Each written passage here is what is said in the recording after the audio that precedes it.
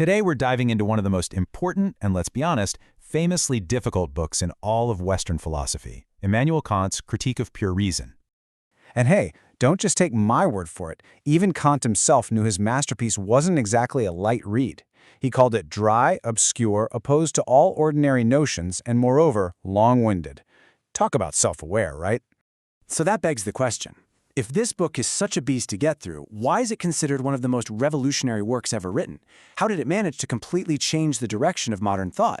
Well, that's exactly what we're going to unpack. To really get Kant, you have to picture the world he was living in. We're talking the 18th century, a time when philosophy was going through a major identity crisis. Think of it this way. For centuries, you had all these brilliant philosophers trying to build these huge metaphysical towers up to the heavens, trying to answer the biggest questions about God and reality.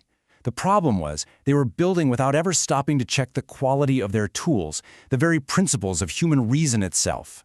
This whole approach of just assuming your tools work without question, well, it's called dogmatism. And it basically led to philosophical chaos. You'd have one philosopher logically proving that God created the universe, while another would prove the exact opposite. It was just this endless, unwinnable argument that went absolutely nowhere. And you know what happens when the experts can't agree on anything? People start to doubt everything. All this bickering gave rise to an even bigger threat, skepticism. The idea that maybe, just maybe, we can't be certain about anything at all. And this skepticism, it threatened everything. On one hand, it made things like God or the soul seem totally unprovable. But on the other hand, it took a wrecking ball to the very foundations of science. The philosopher David Hume famously pointed out that we never actually see cause and effect. We just see one thing happen, and then another thing happen. That necessary connection, the whole idea of causality, he argued it was just an assumption we couldn't actually prove. So this is the philosophical battlefield Kant walks into. And his solution was, well, it was brilliant. He said, look, before we try to understand the universe, we first have to turn inward and investigate the tool we're using to understand it, our own mind. To pull this off, Kant focused on a very specific kind of knowledge he called a priori knowledge. Now, I know, it's a fancy Latin term, but all it means is knowledge that is independent of experience.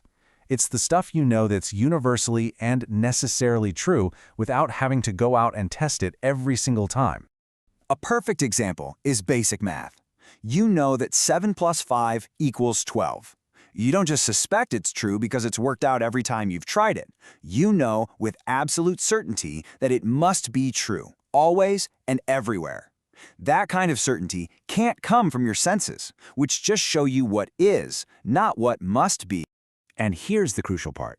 This is not innate knowledge. It's not like we're born with a bunch of facts preloaded into our heads. Instead, a priori knowledge is what our mind produces through its own internal wiring, its own operating system. It's about how the mind works, not what it starts with. So, let's follow Kant's lead here and actually take a look under the hood. What does this mental operating system look like? Well, Kant breaks it down into 3 main parts. First up, you've got sensibility. Think of this as the input port for the brain. It's what takes in all the raw, chaotic data from our senses.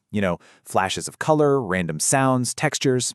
Next, the understanding kicks in. It takes all that raw data and organizes it into actual concepts, like dog, chair, or happy.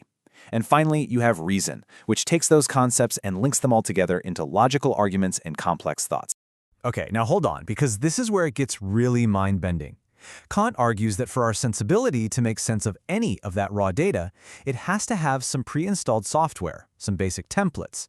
And what are the 2 most fundamental templates of all? Space and time.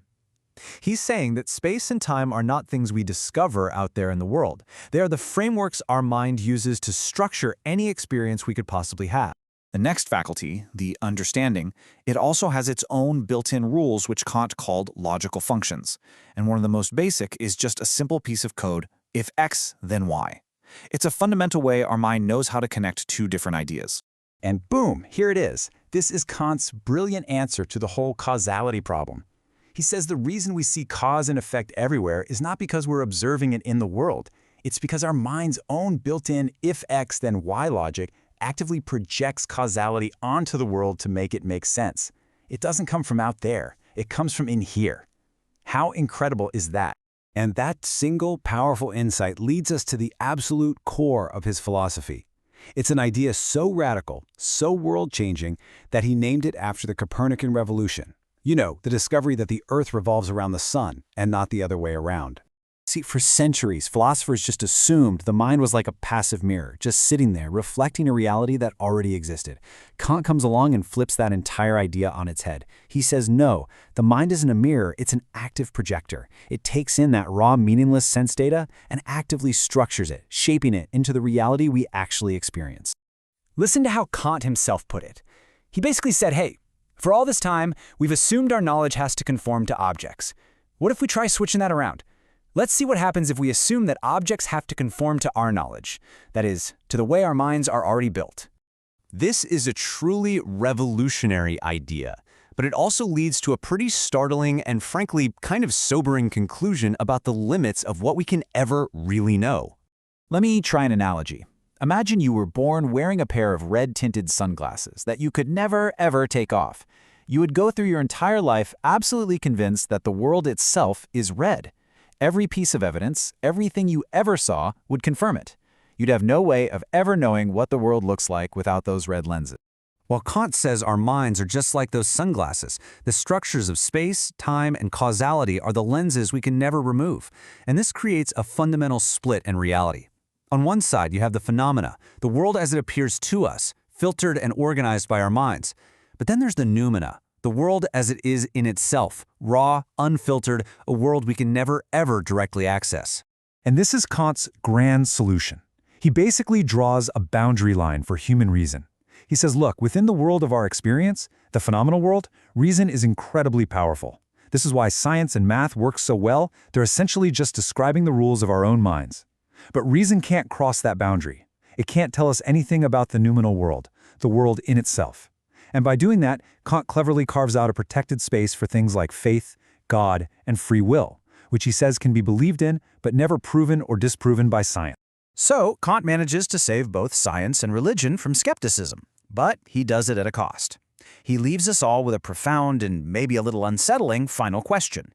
If the reality that we experience every single day is constructed by the rules of our own minds, then what is truly real?